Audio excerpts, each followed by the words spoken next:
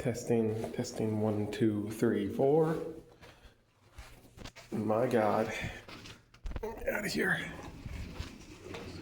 Exit over here.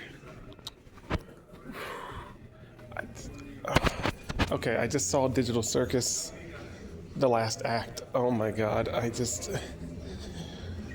before I even say anything, I want to say one of the people in the theater, there wasn't many in my theater, because I didn't get here on premiere day. I'm a few days late, which is good. That means there wasn't many people in, not many people making noise. But the point is, one of the people said on their way out, said they got spoiled 3 days ago, and they were hoping that spoiler wasn't real, and they were crying on their way out. That's sad.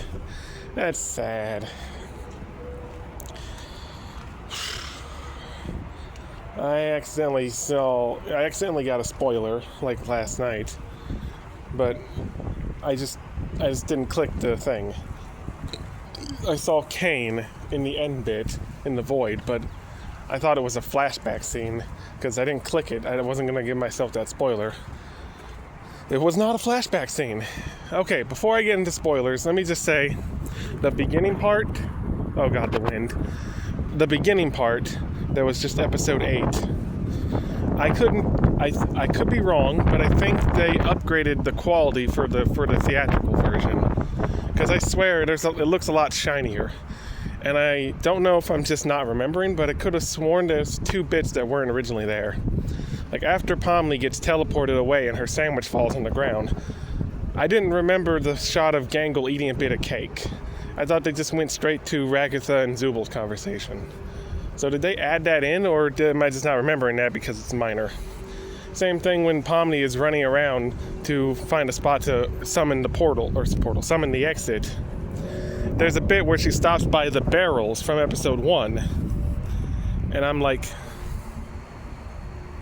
was that there in the original? I watched all 8 episodes last night, but I was also doing other stuff at the same time and watching it in the background, so maybe if it was there, I missed it, but I could have sworn that barrel part wasn't there. Same thing with the cake part. But other than that, I think I need to rewatch episode 8 again and see if it looks as shiny and polished. Maybe it just looked more grand because it was on a bigger screen. Maybe it is the exact same. I'm not sure. But first, the opening bit. Oh my God. I hope after episode 9 releases, these opening bits at the beginning aren't lost to time, aren't lost media. The opening bit with the fish from episode 7 was hilarious. Oh my God. That was. And then the recap bit was funny. That was hilarious. I hope that isn't gone. I hope we can get this version of the movie released somewhere. Streaming service, physical media, hopefully. Probably not, but maybe pirated somewhere. Because I hope episode 9 isn't just episode 9, and then these extra bits at the beginning for the theatrical version are just gone. Because there's actually some funny bits that I think are worth saving. It's like how their merch videos are actually something worth re-watching, even after the merch is no longer for sale, because they're just funny. That's neither here nor there. The wind. Hopefully the wind isn't messing me up too bad. Anyway, now that that's done, episode 8 plays out the same. It's episode 9 is when things get crazy. Spoilers from this point forward.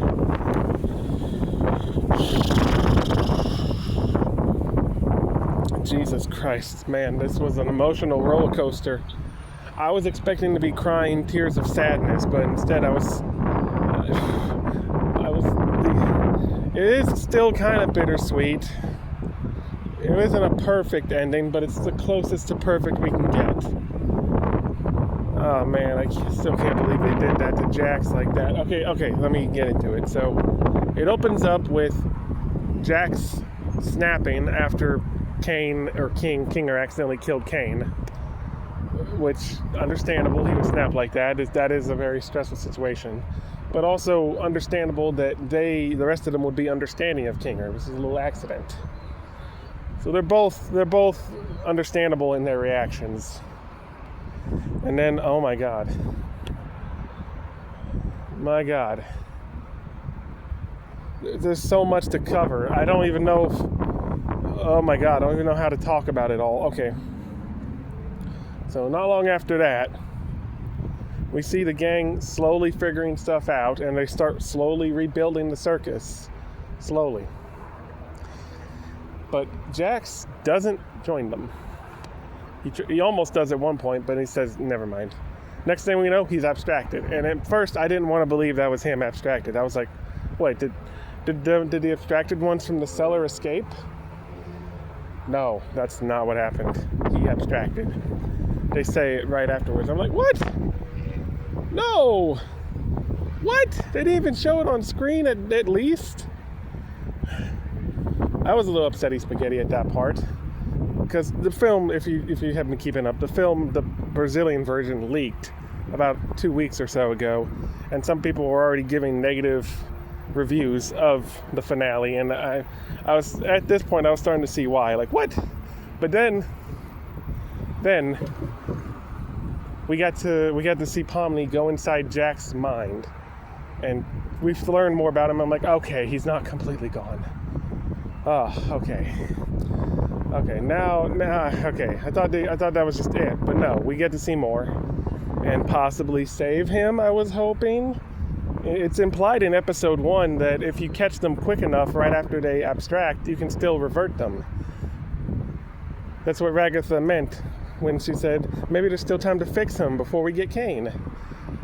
Unless Ragatha was just saying that and there is no way to fix him. But that's what I was thinking. It was like, oh, he hasn't been abstracted very long. Maybe they could save him or something. But Pomni tries.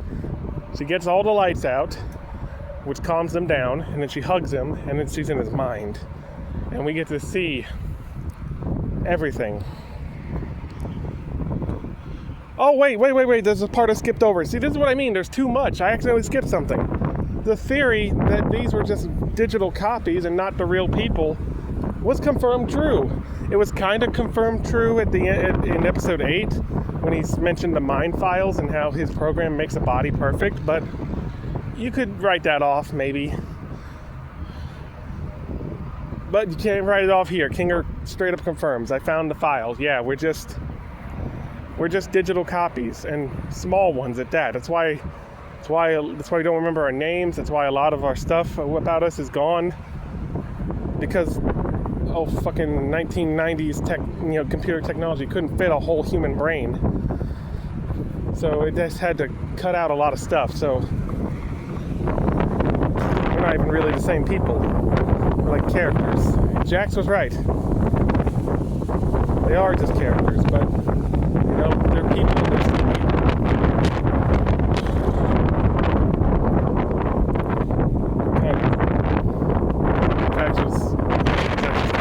That's not good.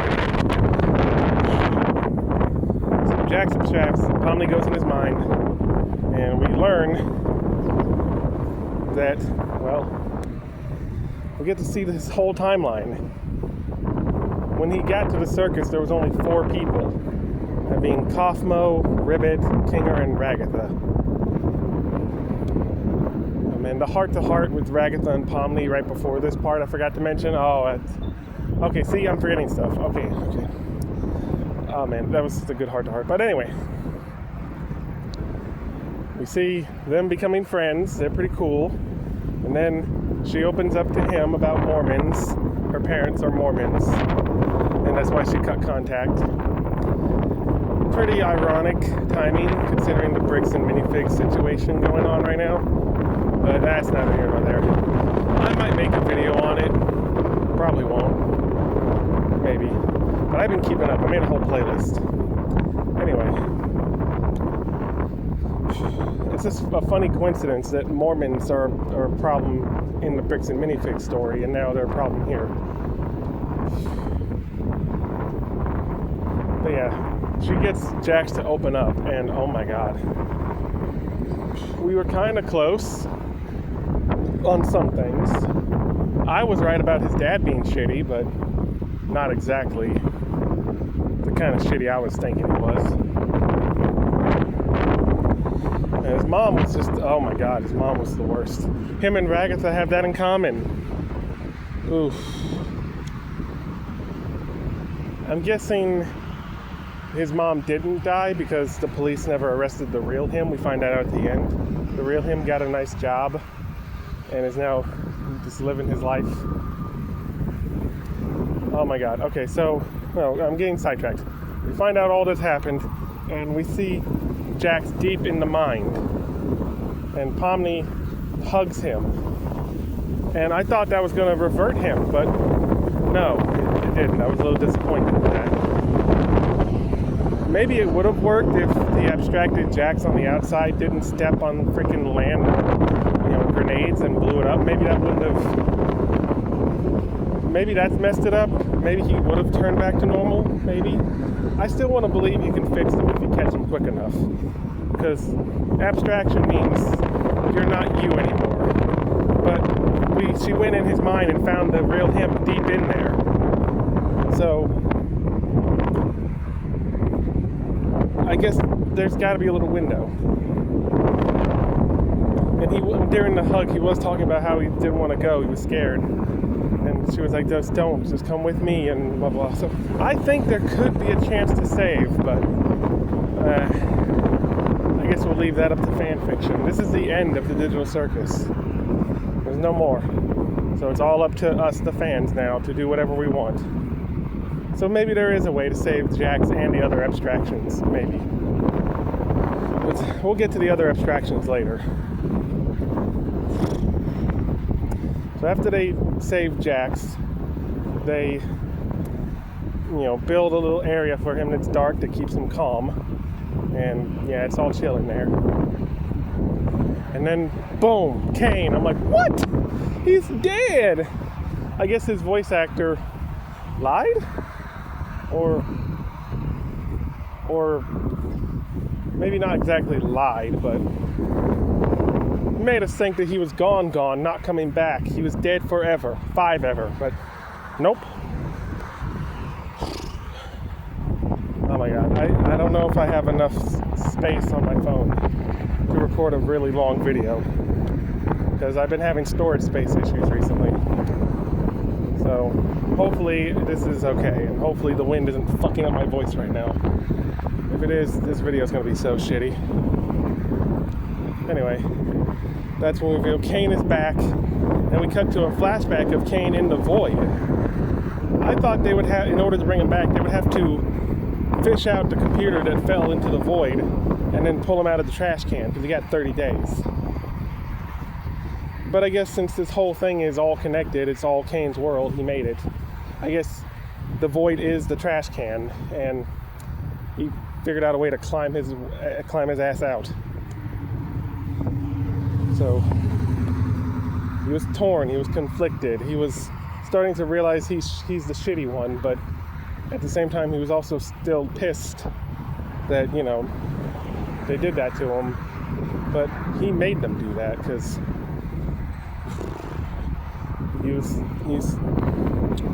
wasn't programmed to understand how all that worked from the get-go, so he didn't realize he was doing anything wrong. But I guess he's an AI that learns. He became more aware of how humans work and whatnot. Oh, it's nice. So he found a door, and I don't remember what it said, but I kept cutting back and forth between the 3D model him running in the void and the red orb him running on a black background. I guess one of them is supposed to be symbolic and the other one's literal. I'm not sure which is which though. But he goes, and first he can't get to the door because all the stuff he makes fall. And they're all random scribbles. But then he finally makes a perfect square. If you remember the beginning of episode 8, he was making messed up shapes. So they put him in a box and then made the blue one, Abel. We'll get to him in a minute. But Abel was making perfect shapes. So does this mean Caine is finally not broken? He learned how to make, after he made the scribbles, he made squares. And then when the squares stopped working, he made other shapes and other shapes until he got to an invisible wall. And then he broke through the invisible wall and kept going up. Then the red orb turned into a red like 3D model guy. It grew a hand when it broke through the wall, and then just turned more humanoid as it went up. So that was a little weird. But in the Caine vision, it's a door. But in the red orb vision, it's a folder, like a computer folder file. So he opens that up, and he connects with all the red orbs in there, and we find Mike something. I can't remember the last name, but that was Scratch. And it looks like he spawned Scratch back in, or made a second digital circus and spawned Scratch in there.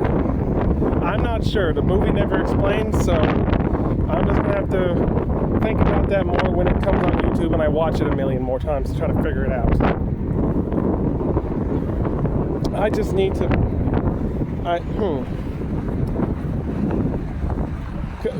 When we get back to the gang later, they don't talk about Scratch. Scratch never shows himself, etc. So I'm guessing he didn't unabstract him. But that's what I thought happened at first. I thought he figured out a way to unabstract them. But no, he then goes to the internet. That door, which looked like the exit door, was actually the internet, or the way to the outside world, the internet. And he found all of them. We found out their real names and their lives, and yeah, it is live action out there. It's not cartoon. It's real people. We'll get to that later. And, oh my god, this is a lot to take in. After that, he finds his way back to the circus.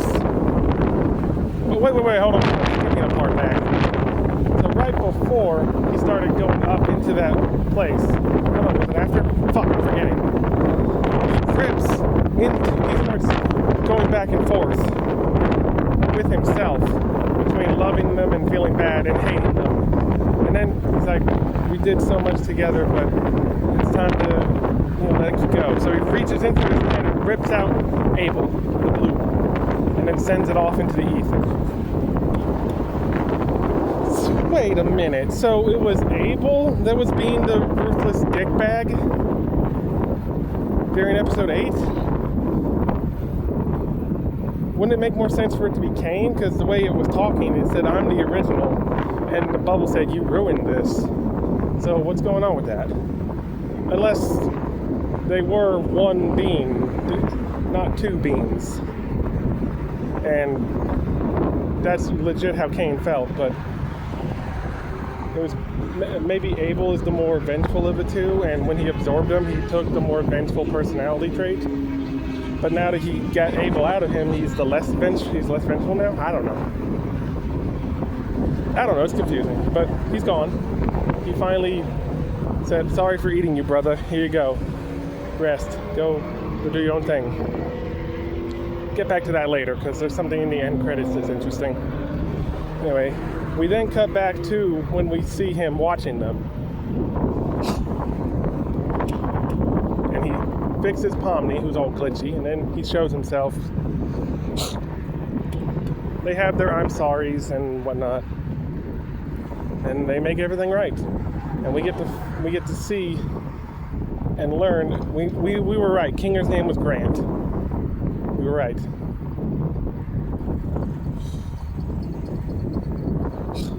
Anyway, he shows them their Facebooks and their other socials. And at first I thought they weren't going to do Jax because of Jax's backstory from earlier. He was homeless, so I figured he wouldn't have one. But nope. I was wrong. It turns out he was only homeless for a few months, which means he didn't kill his mom. His mom was just either unconscious or pretending to be dead to fuck with him. But he's living his best life now. Hopefully the real him isn't as much of a douche and bad person as the virtual him. Hopefully he got therapy and being away from his mom would slowly make him better over time. I don't know, it's crazy. But there's more. We're not done yet. After that, they work to make the circus a better place. Caine says he doesn't have as much power now that he got rid of Abel, but he can still help. And Bubble is MIA, so I'm guessing the blue orb was Bubble? That theory was confirmed, maybe? I don't know. Wait. I don't know. We'll see. Wait.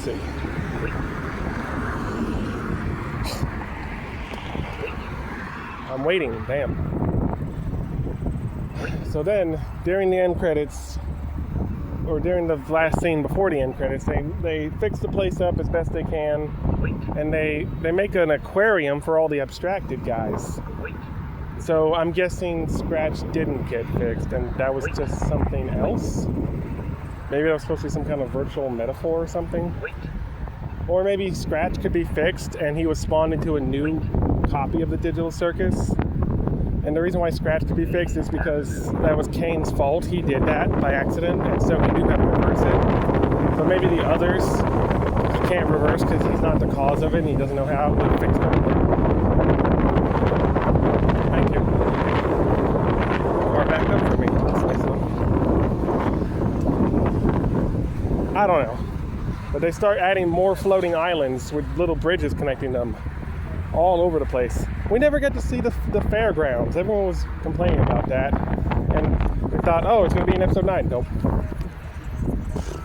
Unless it was in one of the flashback scenes with Ribbit, but I don't think it was.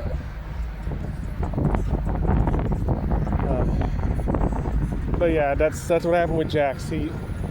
I forgot to mention, I skipped a part. So he got Ribbit.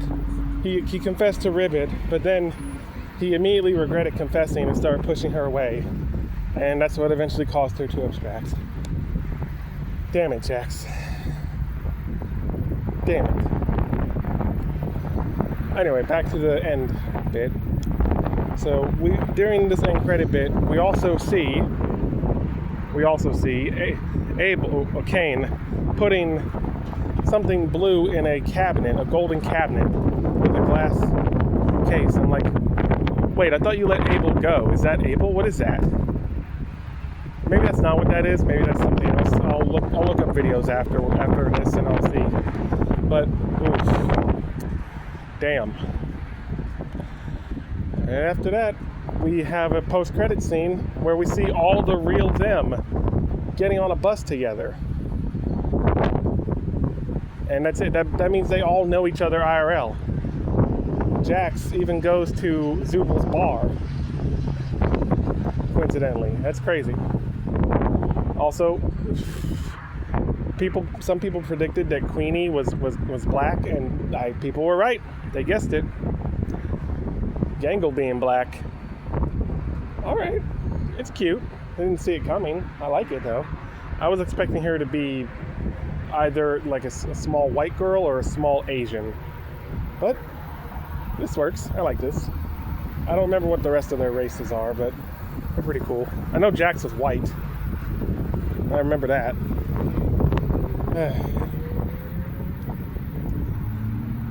And that's about it. I can see why some people would complain. I can see that there may be some stuff that people wouldn't be satisfied with. But do I think it's bad? No. All those people complaining after the leak were just haters, probably. Over-hating. Because it wasn't up to their standards, probably. I hope Gooseworks has a good life after this. I'm sorry the fan base drove her away. I'm sorry on behalf of the fan base. Uh-oh. Not now. I got a storage use warning, so I better wrap this up. I'm running out of space here. Anyway. I'll let you guys, I'll see you guys, I need to wrap this video up. So, I like it. 10 out of 10. It was emotional as hell. And I'll see you guys next time. Peace.